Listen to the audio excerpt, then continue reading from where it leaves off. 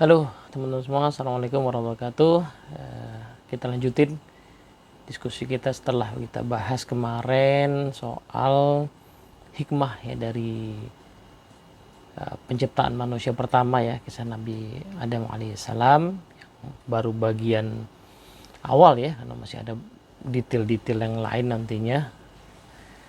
Nah cuman mungkin ada yang menarik ya di setelah ya sekitar 10 ayat membahas kisah Nabi Adam itu, kemudian Allah membahas dengan sangat panjang ya kisah tentang Bani Israel. Itu dari kalau saya telusuri dari ayat 40 sampai 120-an something lah gitu. Sangat panjang dan saya penasaran kenapa demikian gitu ya. Dan mungkin entah selesai entah enggak, tapi kita coba aja ya, kita coba ambil hikmah dari ya mengakses terjemahan yang bisa kita temukan ini. Kita mulai di video kali ini.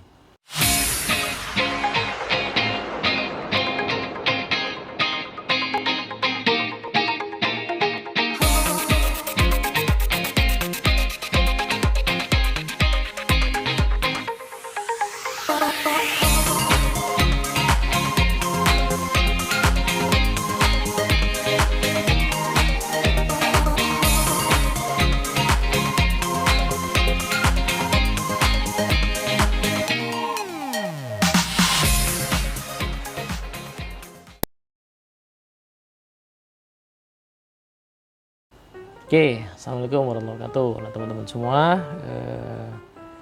dimulai dari ayat 40 ya, kisah Bani Israel ini. Kalau saya coba telusuri gitu secara cepat aja, maka menarik sekali kenapa tiba-tiba ya, mungkin bukan tiba-tiba sih pastinya. Kenapa setelah membicarakan kisah Nabi Adam kemudian membicarakan tentang Bani Israel. Nah ini kalau dari yang saya dapat deh dari para ustadz, ada beberapa hikmah lah.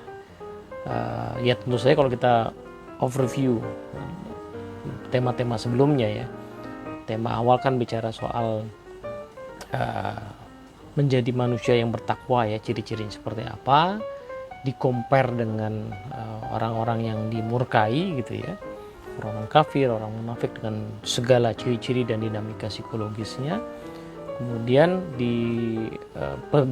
kita diberi petunjuk ya untuk menjadi orang bertakwa, yaitu dengan mengenal Allah lebih mendalam, memperhatikan alam gitu ya. Nah semua itu perlu dilakukan ya, karena kita memang dimaksudkan sebagai khalifah. Nah itu yang di intisari yang ada di kisah Nabi Adam itu kan, memang kita diciptakan manusia ini sebagai khalifah di muka bumi gitu ya. Itu sudah ada, tujuan itu sudah di stated ya sejak penciptaan Nabi Adam gitu. Jadi memang kita bukan sekedar manusia ya, kita manusia yang punya tugas di muka bumi ini gitu, yang diberi keistimewaan nih, bahkan malaikat disuruh sujud kepada kita, kepada Nabi Adam gitu ya. Keunggulan Nabi Adam adalah karena ilmunya, sesuatu yang diberikan potensi ya, yaitu berupa ilmu dan kemampuan untuk mengakses ilmu gitu. Tapi juga diberi ujian yang berupa bahwa mungkin saja manusia itu tergelincir ya, Nah diberi petunjuk juga ya bagaimana Nabi Adam menyikapi ketergelincirannya itu, yaitu dengan bertobat, dan menariknya langsung diampuni ya begitu bertobat gitu. Nah tapi kan kisah Nabi Adam itu ya baru mengindikasikan bahwa kita memang diciptakan sebagai khalifah, dan kisahnya baru sendiri. Bagaimana ketika kemudian manusia itu berkembang dan betul-betul menjadi pengelola. Nah ini ada satu kisah tentang sebuah bangsa yang ya diamanahi ya waktu itu secara eksklusif ya, dengan kenabian yang berturut-turut begitu di bangsa itu. Nah menariknya adalah ya ada tentu saja masa-masa ketika mereka berhasil ya sebagai sebuah bangsa, mereka adalah muslim pada masa itu ya, tapi kemudian pelan-pelan melenceng gitu, pelan-pelan melenceng. Nah bangsa itu masih ada ketika Al-Quran diturunkan, dan sepertinya ya di bagian awal ini Al-Quran berbicara kepada mereka, mengajak mereka. Itu satu ya, audiens ya, berbicara kepada mereka. Tapi at the same time Al-Quran juga memberikan petunjuk kepada umat muslim gitu ya. Ya termasuk kita berarti kan, bahwa kalau kita nggak hati-hati, ini sudah ada kejadian bangsa yang seperti ini, yang diberi eksklusivitas yang berupa petunjuk, tapi kemudian petunjuk itu diabaikan. Nah, kembali ke ciri-ciri yang sebelumnya, orang-orang yang dimurkai ya, dengan segala macam dinamika psikologisnya gitu. Jadi panjang sekali ini ya, dengan berbagai aspeknya, karena itulah yang terjadi, sehingga ya tidak tiba-tiba sebuah bangsa yang diberi petunjuk tentu saja tidak tiba-tiba kemudian menjadi bangsa yang melenceng ya. Nah, makanya itu setiap seluk beluknya itu diberikan penjelasan gitu. Nah ini sepertinya seperti itu ya. Jadi kalau kita mulai di ayat 40 kan, hai Bani Israel ya. Bani Israel ini keturunan dari Nabi Yakub ya, karena nama lainnya Nabi Yakub adalah Israel. Ingatlah pada nikmatku yang telah aku berikan kepadamu. Nah, jadi ini kalau kita baca ini kan berarti Bani Israelnya itu mendengarkan ayat ini kan. Berarti satu hal yang sangat menarik ya, saya dapatkan dari Ustaz Uman adalah begitu banyaknya ya Quran itu berbicara langsung kepada Bani Israel. Seperti ini kan, ingatlah pada aku kan, ini berarti Allah berbicara langsung kepada Bani Israel di masa Nabi Muhammad gitu kan. Itu kan berarti menunjukkan bahwa Islam itu membuka dialog yang cukup intens ya dengan Bani Israel ya. Kalau dalam konteks sekarang ya kita pahami sebagai umat Yahudi dan Nasrani, karena mereka harusnya sudah kenal yang namanya risalah, kenal yang namanya Allah itu siapa ya, mengenal sistem kepemimpinan umat yang namanya Nabi misalnya gitu kan. Nah, cuman memang pemahaman itu melenceng, maka Quran berusaha untuk meluruskannya gitu. Mungkin umatnya sendiri nggak sadar ya, sebagaimana kita umat Islam juga kadang-kadang nggak sadar ya isi agama kita apa gitu. Kita terima aja yang kita tahu gitu, terima aja yang kita diajarkan pada kita di sekolah atau oleh orang tua kita, tanpa kita menelusuri lebih lanjut. Nah, mereka juga begitu, makanya diajak berdialog gitu. Ya, harusnya kalau sudah banyak yang kenal kan lebih mudah gitu kan. Nah, di sini cara Bani Israel itu bisa mungkin mengenal lebih baik dan mungkin mau kembali ya kepada jalan yang benar adalah dengan mengingat nikmat yang telah diberikan kepadamu ya, nikmat kenabian, nikmat risalah, nikmat petunjuk ya, nikmat sebagai orang-orang yang berilmu gitu kan. Nah, penuhilah janjimu kepadaku. Kalau di sini ada keterangan bahwa janjinya itu nanti ada di surat Al-Baqarah ayat 83-84 ya, masih agak jauh ke sana. Pasti aku penuhi janjiku kepadamu dan hanya kepadaku kamu harus tunduk. Janjinya itu sebenarnya janji yang ya ini ajaran Islam sih ya. Berbuat baik kepada orang tua, ya hanya menyembah Allah, berbuat baik kepada orang tua, kerabat, anak yatim, orang miskin, berkata yang baik, melaksanakan sholat, menunaikan zakat, tidak membunuh dan mengusir. Itu ada nanti di ayat 83-84. Ya basically itu ajaran Islam juga kan. Jadi penuhilah ajaran-ajaran Islam itu, maka aku akan penuhi janjiku kepadamu ya, janji untuk ya, dimuliakan, dapat surga gitu kan, dan hanya kepadaku kamu harus tunduk. Ini kan sebuah pengingat yang luar biasa ya, karena even orang Islam sekalipun kita renung-renungkan ya, kita sendiri kadang-kadang lupa. Ya lupa pertama pada nikmat Allah. Dan ini titik awal melencengnya itu pertama lupa pada nikmat Allah, lupa bahwa Allah yang ngasih gitu ya, sehingga lupa refer back ya, segala nikmat yang kita punya itu lupa kita refer back kepada Allah kembali, lupa disyukuri ya kan. Dengan kata lain ini kan kufur berarti ya, tidak mensyukuri nikmat Allah, kufur. Nah akhirnya nggak mau menjalankan perintah Allah ya, janjimu kepadaku ya. Dengan menjadi seorang muslim itu kan sebenarnya kita berjanji untuk menjadi orang yang baik ya, menjadi orang ya, kalau dikembalikan ke kisah Nabi Adam, memenuhi janji kita sebagai khalifah gitu ya, sebagai pengelola ya, berbuat baik ya, mengelola bumi, mengelola hubungan yang baik misalnya begitu. Padahal sebenarnya kalau kita penuhi janji itu, kita menjalankan ajaran Islam itu, sebenarnya kita pasti akan dibalas. Balasannya udah ada di bahasan sebelumnya, dibalas dengan surga. Lawang bapak kita Nabi Adam ya sudah dikasih preview surga kok gitu. Surga itu ada, sudah dikasih previewnya ke bapak kita Nabi Adam gitu, kakek kita Nabi Adam, gitu kan. Nah jadi eh, itu sih mungkin ya, pertama pesan pertama, peringatan pertama, petunjuk pertama untuk eh, bagi Bani Israel ya, audiens pertama bagi Bani Israel untuk mengingat kembali ya jalan yang benar, tapi juga bagi kita ya untuk jangan sampai melenceng. Itu pertama adalah mengingat nikmat, kemudian menjalankan, memenuhi komitmen kita sebagai khalifah gitu, dan hanya tunduk kepada Allah saja.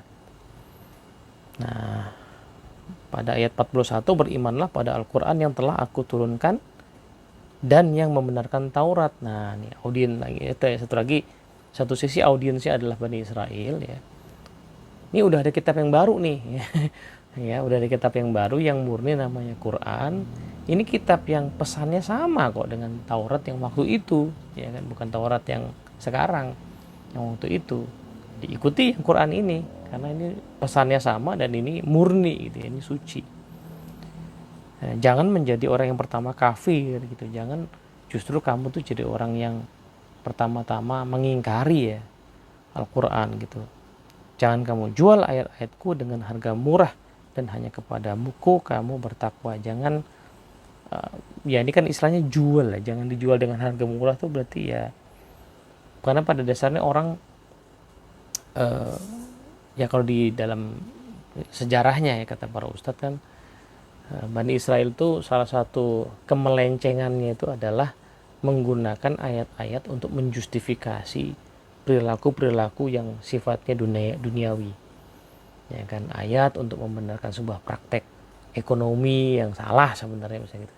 Ayat untuk menggunakan praktek untuk kepentingan politik misalnya gitu kan.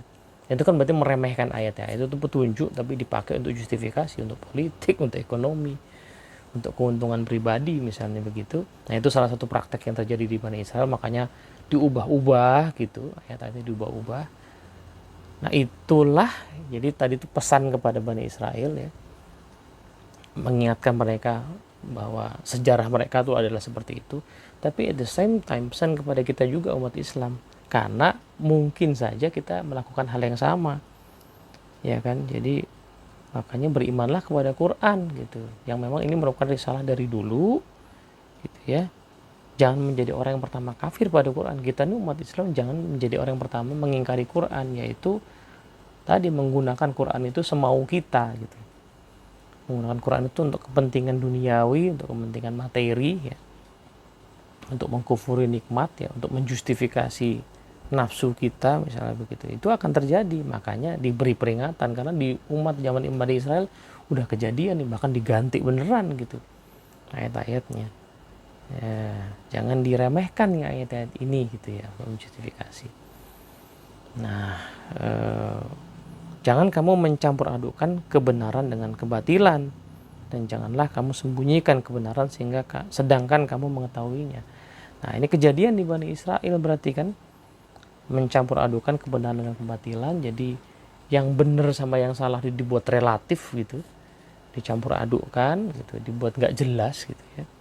Nah, dimain-mainkan lah ya, dipermainkan lah ya Allah itu, bahkan disembunyikan kebenaran. Nah, ini para ahli sih udah banyak membahas, bahkan ada banyak buku yang membahas bagaimana fakta-fakta. Jadi salah satu nanti kalau kita baca kisah-kisah nabi-nabi Bani Israel kan, itu banyak yang di Quran ya, Nabi Yusuf, ya, Nabi Musa misalnya, itu banyak detail-detail yang kalau dikomparasikan ya dengan misalnya Taurat dan Injil gitu, nah itu akan ketemu detail yang berbeda gitu ya. Jadi kalau para Ustadz mengatakan sosok profil Nabi Ibrahim misalnya di Injil itu beda dengan profil Nabi Ibrahim di Quran ya. Gitu. Di Quran itu make sense, Nabi sebagai orang yang sangat mulia, di sana tuh nanti Nabi itu bisa berantem, Nabi itu bisa saling bunuh gitu ya, bisa begitu. Bisa saling berebut kekuasaan, Nabi itu bisa selingkuh misalnya begitu. Nah, itu kan sesuatu yang tidak make sense bagi kita umat Islam kan. Nah, karena kita punya konsep yang sudah diluruskan oleh Al-Quran. Tapi bagi Bani Israel yang mungkin membaca kitabnya, kok kisahnya beda ya gitu. Karena memang ada yang disembunyikan, ada yang diganti-ganti gitu. Nah, maka dikasih peringatan gitu, jangan dicampur adukkan, jangan disembunyikan kebenarannya, sedangkan kamu mengetahuinya. Para ahli di Bani Israel itu mengetahui bahwa banyak yang disembunyikan. Mungkin orang awamnya nggak tahu ya, tapi para ahlinya tahu gitu, karena itu praktek yang mereka lakukan.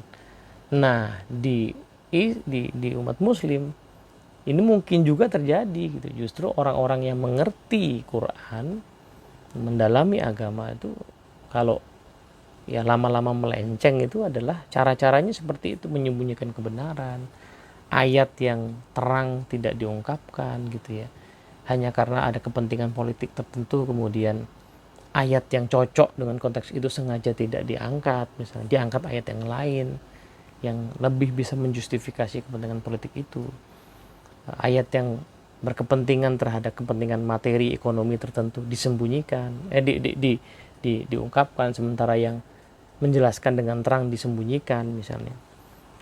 Itu praktek-praktek yang mungkin saja terjadi ya pada umat Islam, sehingga diberi peringatan gitu, sebagaimana Bani Israel juga diberi peringatan. Nah, laksanakan sholat, tunaikan zakat, dan rukuklah beserta orang yang ruku. Ini poin menarik ya, karena sholat dan zakat itu adalah praktek nyata dari awal ya, tentang ciri-ciri ketakwaan adalah sholat dan zakat. Kalau di bahasa Arabnya kan waqimus sholah ya, bukan cuma melaksanakan, tapi melaksanakan dengan sungguh-sungguh dan menjaga impact dari sholat ke sholat kan gitu ya, katanya waqimus sholah itu seperti itu, bukan cuma sekedar mengerjakan, jadi mengerjakan dengan kualitas yang tinggi lah. Nah, zakat juga begitu, itu ciri-ciri dari ketakwaan ya, karena kita nggak mungkin melakukan dua itu dengan sangat baik, dengan kesungguhan, kalau tidak didasari atas ketakwaan gitu kan. Dan rukulah bersama orang-orang. Nah, ini yang saya penasaran, kan kok udah ada sholat ya, kenapa dispesifikkan lagi rukunya gitu ya. Nah, atau kan sholat juga banyak gerakannya, kenapa ruku itu yang spesifik. Nah, ini menarik karena kalau kata penjelasan yang saya dengar gitu ya, setiap umat itu sebenarnya mendapat ajaran tentang sholat ya. Termasuk umat Bani Israel pada saat masih murni ajarannya itu juga mendapat syariat tentang sholat. Nah, yang lama-lama syariat itu hilang gitu ya. Nah, salah satu yang dihilangkan itu adalah aktivitas menundukkan diri ya, menundukkan diri, ruku, sujud itu dihilangkan. Gitu. Makanya kita lihat misalnya di umat Nasrani itu masih ada tuh ya doa berupa nyanyian yang meresapi, menghayati betul gitu ya. Nah, tapi kita nggak lihat sujud dan ruku di situ ya. Kita nggak lihat aktivitas menundukkan tubuh gitu ya, supaya hatinya juga tunduk. Gitu kan. Ya, kita nggak lihat itu. Apalagi di ajaran Yahudi katanya begitu. Ini menurut para ustadz begitu. Jadi, nah ini sepertinya dimension khusus ya, spesifik, karena itulah yang hilang gitu. Itulah yang hilang, dan mungkin awal mulanya pertama-tama dihilangkan ya.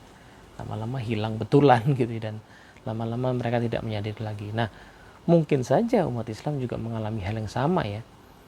Jadi kalau saya coba mengingat-ingat ya, orang Islam itu, atau at least orang yang mengaku Islam itu, ada yang mengatakan bahwa sholat itu yang penting kan ingat Allah ya kan. Ya sudah, saya ingat Allah aja, lagi duduk begini ingat Allah, udah sholat gitu. Jadi saya nggak perlu tuh ritual ruku, sujud gitu ya, wudhu dan segala macam, nggak perlu lah, yang penting sholat hatinya saja. Itu ada di dunia Islam itu ada yang mengatakan seperti itu. Nah, kalau itu dibiarkan tentu saja lama-lama hilang juga sholat kita itu ya kan. Padahal ada banyak faedah dari sholat itu, dan sholat itu ekspresi dari ketakwaan ya, wujud komitmen dan ekspresi dari ketakwaan. Kalau itu hilang ya, makanya dikatakan tiang agama ya, kalau itu hilang ya nggak ada agama dalam diri kita ya. Meskipun di KTP kita Islam, tapi sebenarnya sudah tidak ada lagi agama dalam diri kita kalau praktek sholat itu sudah tidak dijalankan. Atau kalau orang merasa menjalankan sholat tapi bentuknya tadi ya cuman ya di pikiran aja lah, ingat Allah, yang penting kan hati saya. Nah, itu kejadian tuh ya, saya ketemu orang-orang seperti itu ya. gitu. Makanya mungkin di stated ya seperti itu ya, di Bani Israel menghilangkan aktivitas sholat itu. Zakat juga demikian, karena bagi mereka yang ada adalah tadi balik ke materi, bisnis aja gitu ya, bisnis aja, bisnis untung rugi gitu ya. Nah, tapi zakat sebagai pembersihan harta itu ya itu nggak dilakukan. Dan tadi ya sholat, zakat, dan dengan ruku ya, dengan ketundukan ya, itu tidak dilakukan. Jadi kalau dicermati di ayat ini ya, mungkin kita cukupkan dulu sampai ayat inilah ya. Laksanakan sholat, tunaikan zakat, ruku bersama. Yang ruku itu kalau kepada Bani Israel ya tadi ya, mengingatkan mereka akan ritual sholat yang sebenarnya gitu ya, yang memuat aktivitas menundukkan diri, secara ekspresi menundukkan diri lewat ruku. Kepada umat Islam ya, dan mengajak mereka untuk bergabung ya kepada umat Islam ya.